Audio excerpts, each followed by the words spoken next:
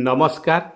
थरे कौन है मो बापांकर कटक मेडिकल रे कैंसर ऑपरेशन होता स्टोमाक कैंसर 5 घंटा ऑपरेशन रो समय लगिला। डाक्तर जिते बाहर को आसला पर मते डकेले आ कहले मु मोर 40% कार्यटी समाप्त करिछि सफल भाव में। मु कहली आउ 60%। से कहले सेटा मो हाथ में नाही। मु कहली आउ किए करिवो ना सेटा ऊपर वाला करिवे। मु कहली सेटा कोन कहले आपण बोधे जानी नांती आपणको कर्म सहित भगवानकर किछि पार्टनरशिप रही। कृपा बोली ताकू कहती। तांको कृपा न मिले आपण जेते कर्म करंतु आपण को फल शून्य ही मिल। कथाटा बुझा सहज करने आउ गोटे उदाहरण दूची। थरे कौन हो गोटे गाँव में गोटे कृषक तार बहु कठिन परिश्रम देकर जमी रे शस्य उपजे। शस्य बहुत सुंदर है। बहु कठिन परिश्रम कर मन आनंद गीत गायकी से फसल अमल करुपे।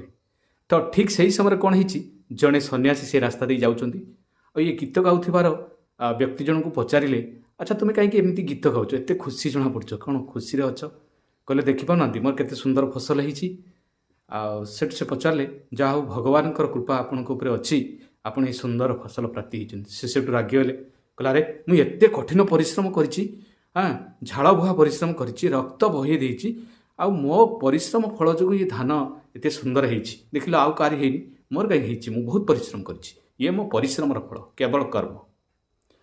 ऋषि जनक हसिले एवं सेठू से विदाय नेले।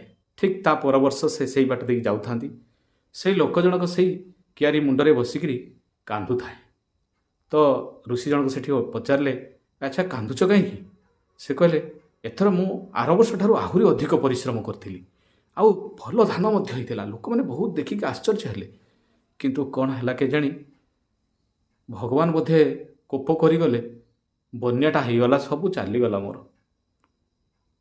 सेठू ऋषि जनक हसिले आ कहले तुम्हें पर आर वर्ष कहूल तुम्हें केवल तुम कर्मफल कर्म द्वारा ही फल प्राप्त कर भगवान किसी कृपार आवश्यकता ना यदि कर्म करा जाए बुझीपार। तेणु कर्म सहित भगवान कृपा न मिले आपड़ जेकोसी गछ गोटे लगे दूसरी कौन लिखिदेवे केते वर्ष भितर फल कि ना।